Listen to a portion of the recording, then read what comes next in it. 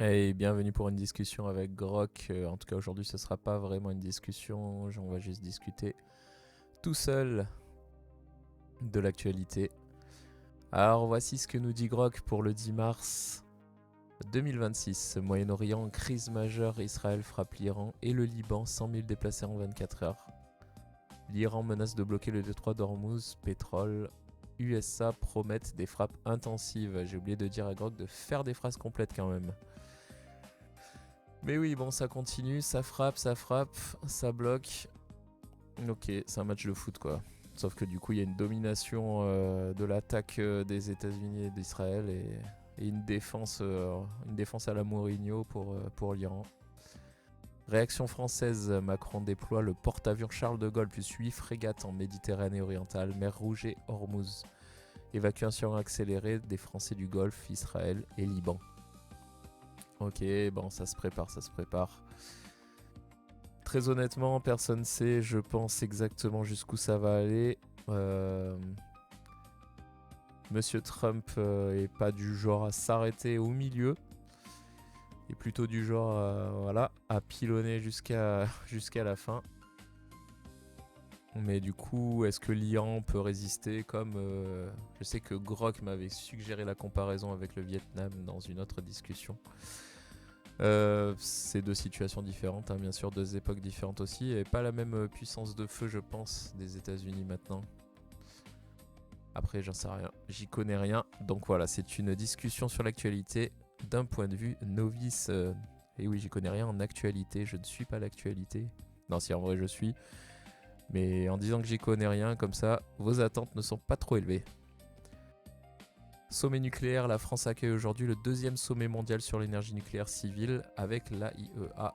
Von der Leyen regrette les coupes UE dans le nucléaire. Je me souviens d'une époque où effectivement il fallait vouloir des énergies renouvelables.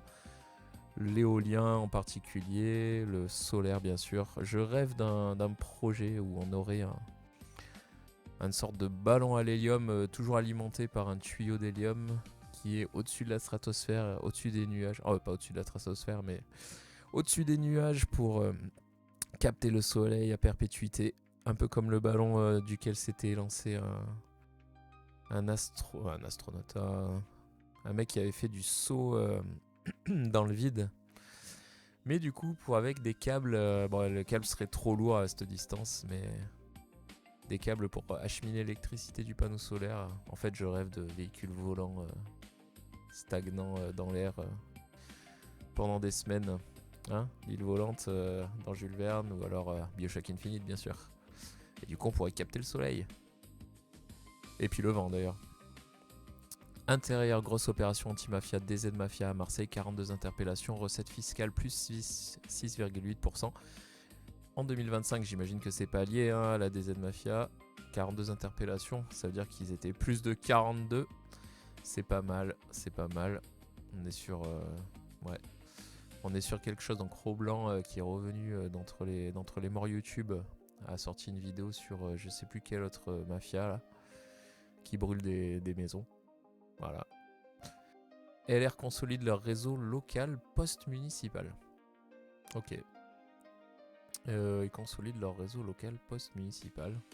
D'accord, donc ils avancent dans les mairies. C'est ça ?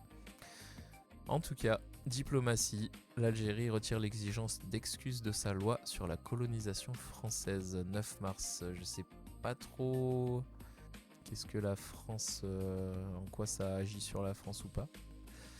C'est une loi algérienne, donc il y a des lois d'un pays qui peuvent exiger des choses d'autres pays, si j'ai bien compris.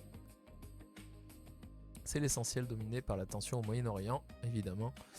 La réponse militaire diplomatique de la France. Besoin de détails sur un point. Eh bien non, on va s'arrêter là, on va faire juste des petits résumés comme ça, et puis d'autres vidéos viendront.